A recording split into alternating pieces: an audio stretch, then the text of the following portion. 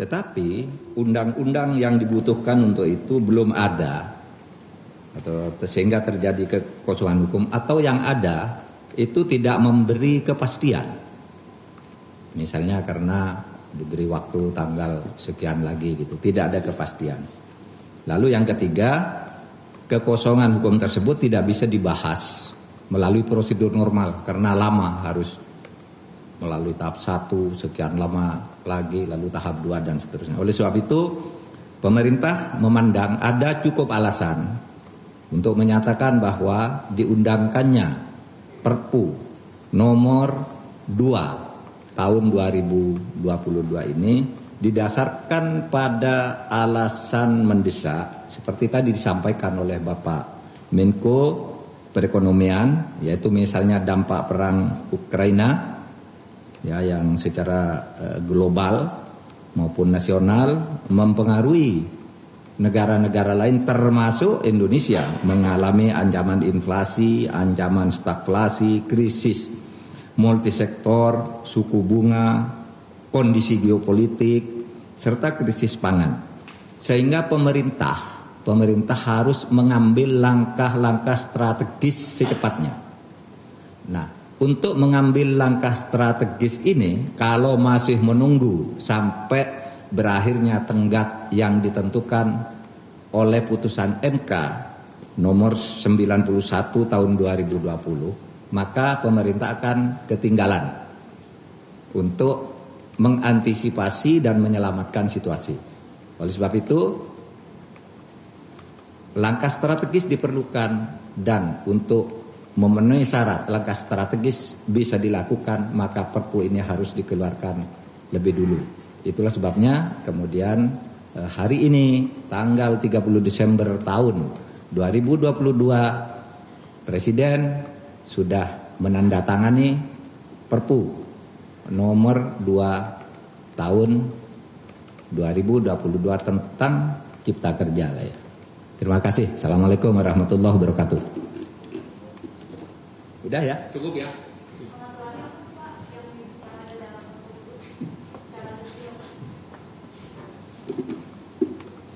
Jadi sesuai dengan MK, beberapa pengaturan yang disempurnakan, itu yang utama terkait dengan ketenaga kerjaan, yaitu terkait dengan upah minimum, alih daya, kemudian sinkronisasi dan harmonisasi dengan Undang-Undang Nomor 7 dan Undang-Undang Nomor 1 tentang harmonisasi peraturan perpajakan dan tentang hubungan antara pemerintah pusat dan pemerintah daerah atau HKPD, penyempurnaan sumber daya air, itu adalah substansi pemanfaatan sumber daya air bagi kepentingan umum, dan perbaikan kesalahan typo atau rujukan pasal, legal drafting, dan kesalahan lain yang non-substansial. Yang lain seluruhnya disempurnakan sesuai dengan pembahasan dengan KL terkait, dan juga sudah dikomunikasikan dengan kalangan akademisi.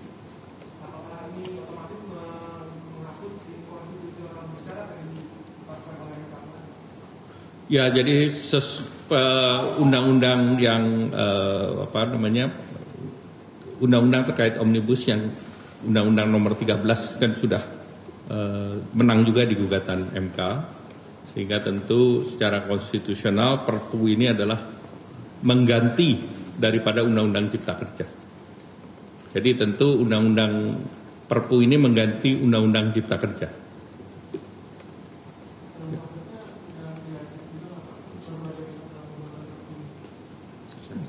Sosialisasi sudah dilakukan dan pemerintah sudah punya tim sosialisasi, dan seluruhnya sudah dilakukan konsultasi dengan stakeholder terkait.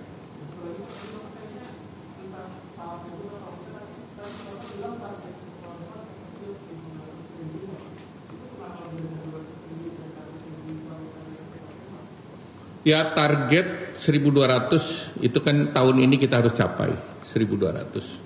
Nah, terus tahun depan itu kita harus naikin lagi tambahan 200 triliun, jadi 1.400 triliun.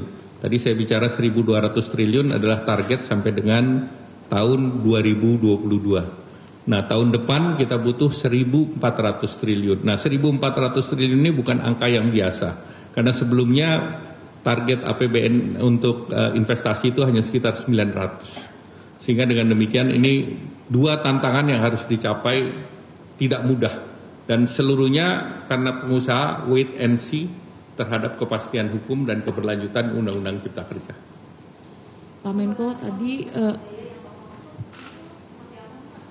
ya, saat sekarang alih daya itu sektornya ditentukan oleh pemerintah melalui PP. Jadi kalau sebelumnya kan dibuka secara keseluruhan sektor. Nah, kemarin pemerintahan daripada Serikat Buruh untuk dibatasi. Dan itu semua sudah kita ikuti. Oh, bukan upah sektoral, ini kita bicara alih daya. Ya. Alih daya sebelumnya dibuka total untuk seluruh sektor. Kemarin diminta oleh Serikat Buruh di sektor tertentu saja. Nah, sektor itu nanti kita masukkan di PP. Ya. Baik. Segera.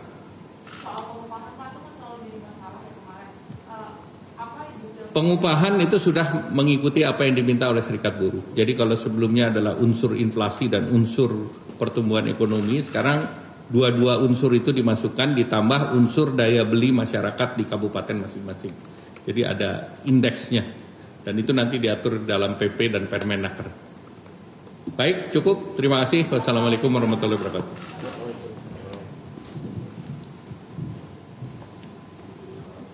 Pemirsa, baru saja kita menyaksikan konferensi pers yang disampaikan langsung oleh Menko Polhukam Mahfud MD dan juga Menko Perekonomian Airlangga Hartarto berkaitan dengan diterbitkannya Perpu nomor 2 tahun 2022 yang menggantikan Undang-Undang Cipta Kerja, mengingat ada sejumlah dinamika dalam perkembangan perekonomian sehingga pemerintah harus mengambil langkah dan menerbitkan Perpu nomor 2 tahun 2022 tersebut.